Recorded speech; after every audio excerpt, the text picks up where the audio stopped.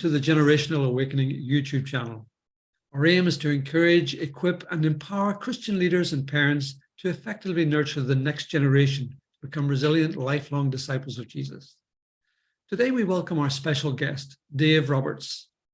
Dave is pastor of The Collective, a growing church in Eastbourne. Dave has helped launch the Children's Ministry Conferences in Eastbourne, UK, 25 years ago. He was the founder, publisher of Youthwork magazine. He is also the published author of several books, including God's Plan for Children, Red Moon Rising, and was editor of the book, The Faithful Generation. He also presided the organization of 2 European conferences, the Reaching Europe's Children Network, Barcelona, Spain in 2013, and Lake Balaton, Hungary in 2018. He is married to Sharon, and they have 2 adult sons, who are both married.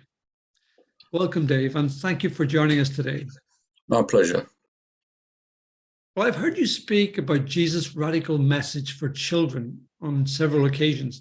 Can you explain that a little more? Yeah, I think one of the things that I've noticed when you're working your way through some of the prophetic books in the Old Testament, particularly, is that there is a little thing to do with the widows, the orphans, the poor, and the strangers. And it's not repeated just once, it's 37 times.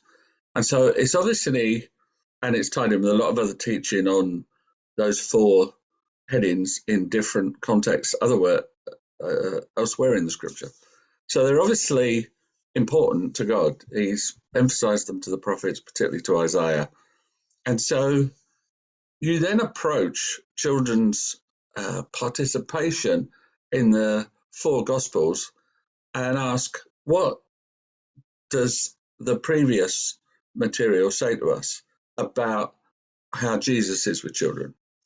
There's another angle that we often come to the ministry of children from, and that relates to God's use of young people and children in the Old Testament narrative.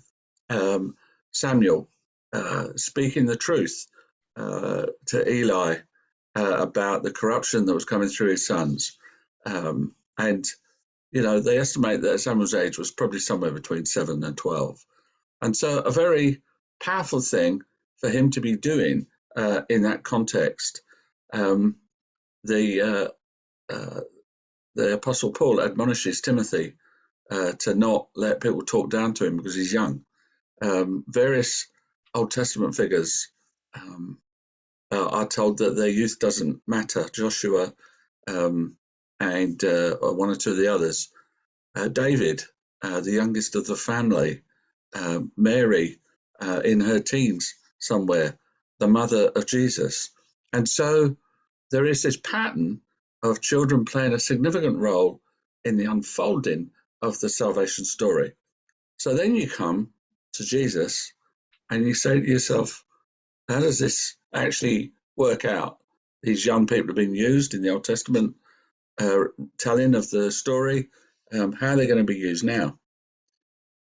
And it's quite challenging to the way that we do things if we start looking at the fine detail of how Jesus did things. And so let's take a couple of instances.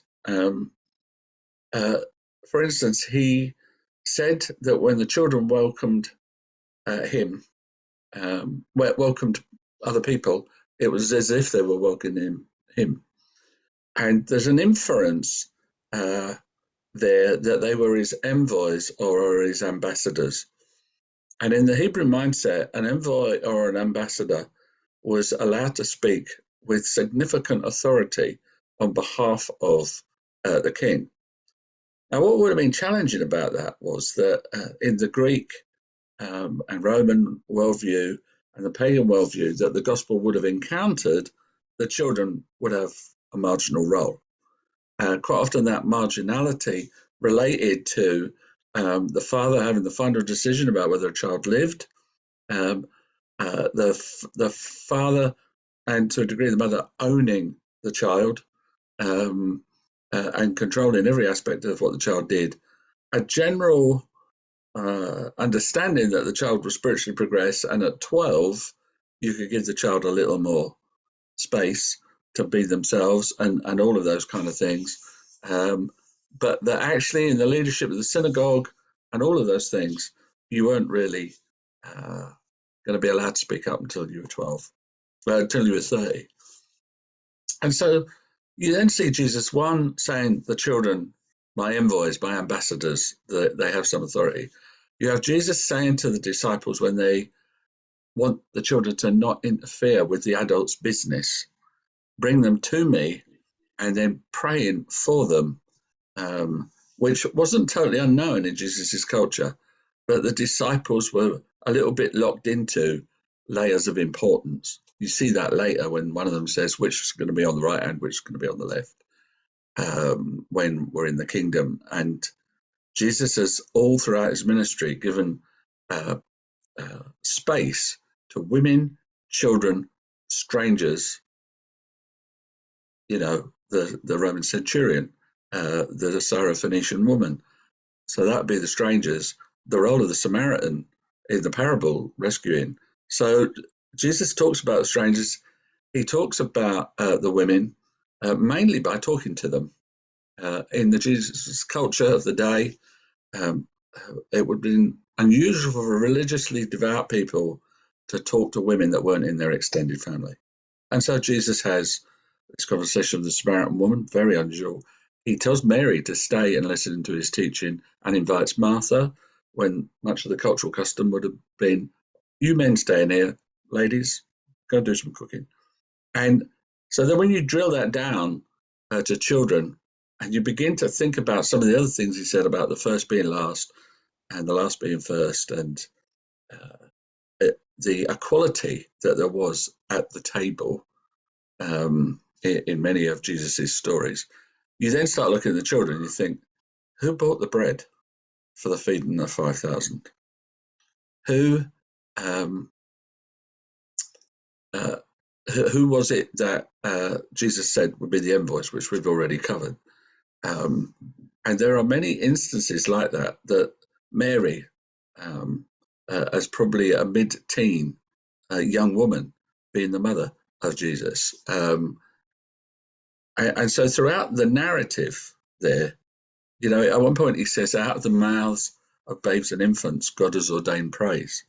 And so he's continually lifting the child up higher than they would have been in the immediate culture of Judaism, but much higher than they would have been in the places where the gospel was going to go, the Rome, Athens, all of those kind of places. So you have a situation where there was a very structured society and children were at the very bottom. In Rome, there were 6 types of male, from the centurion type military guys right down to the servants in the house. So women were below that and the children were below that. So Jesus' radical message for children is that they have a spirituality that can hear from God. They also will at times be part of the bringing of a message to their own peer group, their church generally. And so you begin to look at all of that. And then there's other little things, at one point he says, he warns against causing the child to stumble. And some commentators believe that refers to paedophilia, and that there was a heavy judgment for damaging the child's life in that way. But he also says in Matthew that their angels are ever before my Father's face. Now, you think, well, that's great. Yeah, we all believe that. We believe that Jesus and the angels are interceding.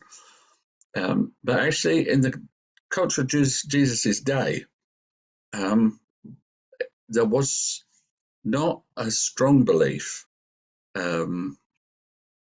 that every person had some kind of angelic intercessor. And a lot of it was focused in on, maybe somebody like Michael or Gabriel will speak up on behalf of humanity to God. And in comes Jesus saying, they've all got an angel that's aware of them, and those angels are interceding. There would have been a little ripple through the crowd. That's not quite what we believe. So Jesus is giving children a position in his salvation story that otherwise would be neglected. Now, I would have to say that there is the outline of a book related to that, a series of 20 slides. There's a lot of things we haven't covered in these last 10 minutes that are part of that narrative. And I would invite people to be provoked by the gospel text and to perhaps take a little reading plan and look up on something like Bible Gateway, mentions of the word child in the gospel, and then slowly read those verses and think about the deeper import they might have, particularly given the child's marginal place quite often in society. Hence, God speaking through the prophets in the Old Testament to say, look after the widows, look after the orphans, look after the poor, look after the stranger.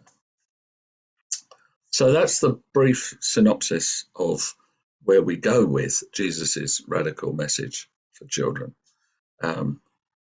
Quite often in our contemporary children's ministry, we fill them with information. In some of our traditions, we don't believe that they will be bringers of the spiritual gifts. In some of our traditions, we do.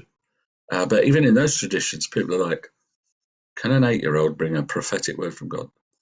Well, the Old Testament record would seem to indicate that that was quite possible. Joseph, probably about 12, when he got in all that trouble with his brothers, and he was interpreting dreams and all kinds of things. Later became a significant ruler in Egypt. But it's that slow reading that will be a challenge to many of us about how we minister to and with children. And we're not doing it because it's a modern method or a clever idea. We're doing it because we think it's deeply rooted in the biblical storytelling that God has given us. Thank you, Dave. That's very intriguing and helpful. I think what you've shared is challenging to so many of us today, and the way in which we not only understand what the Bible teaches, but then how that applies in the way we live out our faith with our children, not as just objects of mission, but as partners in mission together and as missionary families. Yep, absolutely. Well, thank you, Dave. That's been very intriguing what you've shared and very challenging to us as leaders in the church today. Have you